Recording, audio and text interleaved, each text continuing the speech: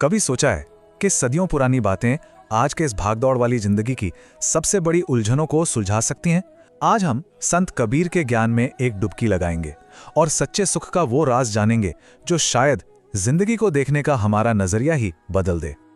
हम सब है ना किसी चीज के पीछे दिन रात भाग रहे हैं, लेकिन किस चीज के लिए? सोचिए, हम अपने रिश्ते, अपनी सेहत और सबसे कीमती अपने मन का चैन सब कुछ दांव पर लगा देते हैं। ये एक ऐसा सवाल है जो हम सबको अंदर ही अंदर परेशान करता है।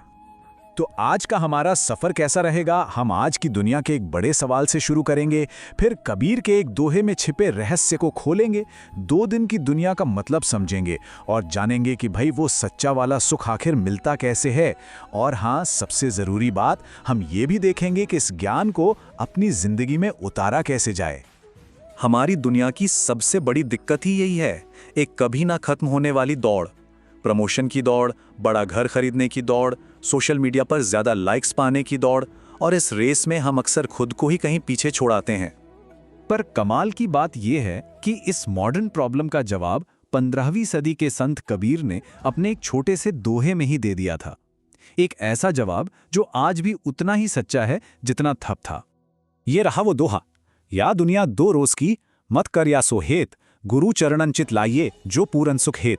अब देखिए, इन 2 छोटी सी लाइनों में ही एक खुशहाल जिंदगी जीने का पूरा फलसफा छिपा हुआ है। तो चलिए पहली लाइन को जरा तोड़कर समझते हैं। दुनिया 2 रोज की, आखिर इसका मतलब क्या है? यहाँ कबीर हमें एक बहुत गहरी बात समझा रहे हैं कि कोई भी चीज हमेशा के लिए नहीं है। इसका सीधा और सबसे गहरा मतलब है, सब कुछ टेम्पररी है।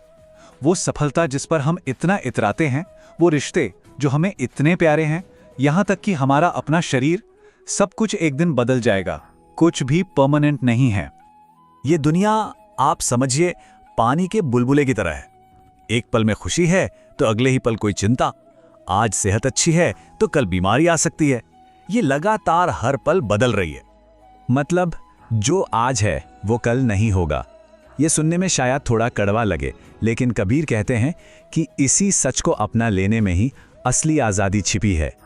और यहीं पर कबीर हमें सावधान करते हैं, मत कर या सो हेत। इसका मतलब है, इस बदलने वाली दुनिया से इतना भी दिल मत लगाओ। इन चीज़ों को एंजॉय करो, बिल्कुल करो, लेकिन अपनी खुशी को पूरी तरह इन पर डिपेंडेंट मत बनाओ, क्योंकि ये सब तो यहीं रह जाने वाला है। तो सवाल उठता है कि अगर ये दुनिया टेम्पररी है तो फिर परमानेंट क्या है? यहीं से कबीर हमें दोहे की दूसरी लाइन में सल्यूशन की तरफ ले जाते हैं, एक मजबूत सहारे की तरफ।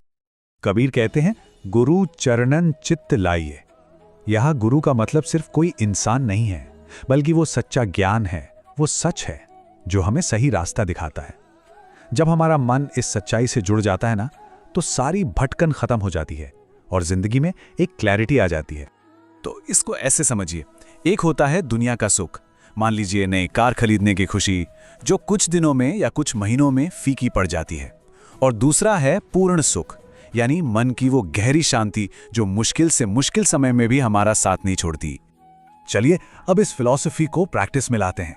मतलब सवाल यह है कि इस पुराने ज्ञान को हम अपनी रोज की जिंदगी में कैसे अप्लाई कर सकते हैं। तो ये कैसे किया जाए? यहाँ 3 प्रैक्टिकल स्टेप्स हैं। पहला, अपना नजरिया बदलें। इस दुनिया को अपनी मंजिल मत समझिए, बल्कि मंजिल तक पहुंचने का एक जरिया समझिए। दूसरा, अपने मन को सही जगह टिकाएं। अपना ध्यान उन चीजों पर लगाएं जो हमेशा साथ रहती हैं, जैसे कि ज्ञान और आत्मसुधार। और तीसरा, सच्चे आनंद को खोजें, एक ऐसी खुशी जो इस बात पर निर्भर न हो कि किसी के पास क्या है। अब हम आते हैं इस पूरी चर्चा के सबसे जरूरी संदेश पर। अगर इस पूरी बातचीत से सिर्फ एक बात याद रखनी हो तो वो ये है, ये एक लाइन सब कुछ कह देती है। ये दुनिया साधन है, लक्ष्य नहीं। हमें दुनिया का इस्तेमाल करना है, दुनिया में उलझना नहीं है। हमारा असली लक्ष्य तो वो परमानेंट खुशी है जो दुनिया की चीजों से कहीं बढ़कर है। तो अंत में ये सवाल अपने आप से पूछने वाला है, हमारा असली फोकस कहाँ है?